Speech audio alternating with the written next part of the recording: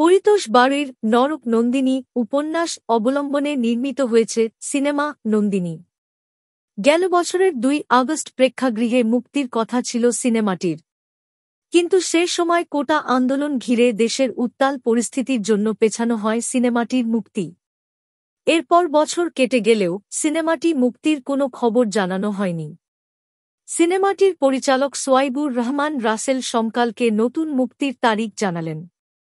বললেন, আগামী ১২ সেপ্টেম্বর সিনেমাটি মুক্তির সিদ্ধান্ত নিয়েছি আমরা। সব ঠিক থাকলে এই তারিখেই নন্দিনী প্রেক্ষাগৃহে দেখতে পাবেন দর্শকরা। সিনেমাটিতে নাম ভূমিকায় আছেন ঢাকার অভিনেত্রী নাজিরা মৌ ও কলকাতার অভিনেতা ইন্দ্রনীল সেনগুপ্ত। আরও অভিনয় করেছেন ফজলুর রহমান বাবু, সাইদ বাবু, ইলোরা গহর, জয়শ্রী কর জয়াসহ অনেকেই। এর আগে সিনেমাটির একাধিক পোস্টার প্রকাশ করা হয়েছে। মুক্তি উপলক্ষে আজ সিনেমাটির অফিসিয়াল ট্রেলার প্রকাশ করা হবে বলে জানিয়েছেন পরিচালক। ২০১৯ সালে সিনেমাটির শুটিং হয়। সেই সময়ে বেশ কয়েকবার শুটিং হয়েও শিডিউল সহ বেশ কিছু জটিলতায় শুটিং বন্ধ হয়ে যায়। পরে শুরু হয় করোনা। এর মধ্যেই সিনেমাটির বাকি কাজ শেষ হয়। তারপর সিনেমাটির পোস্টের কাজ শেষ করে মুক্তির প্রক্রিয়ায় এগোতে থাকেন পরিচালক।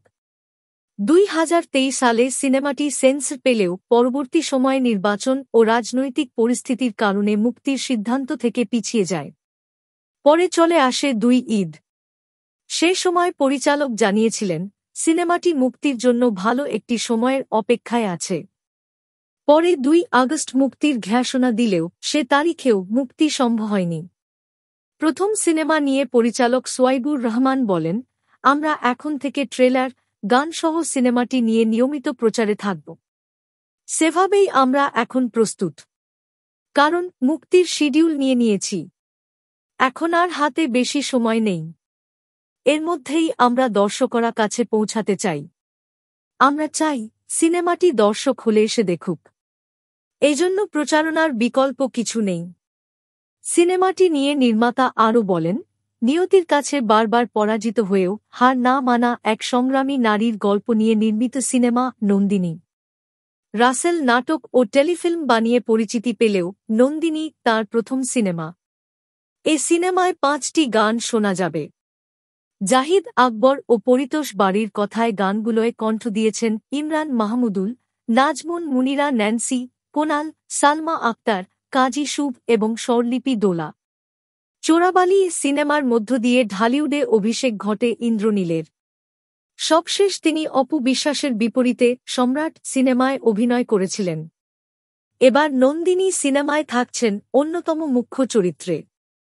অন্যদিকে এই নন্দিনী সিনেমার মাধ্যমে সিনেমায় অভিষেক হচ্ছে নাজিরা মৌয়ের। আপনি কি দেখবেন নন্দিনী? নিচে কমেন্টে জানান আপনার মতামত। ভিডিওটি ভালো লাগলে লাইক দিন, শেয়ার করুন এবং সাবস্ক্রাইব করতে ভুলবেন না।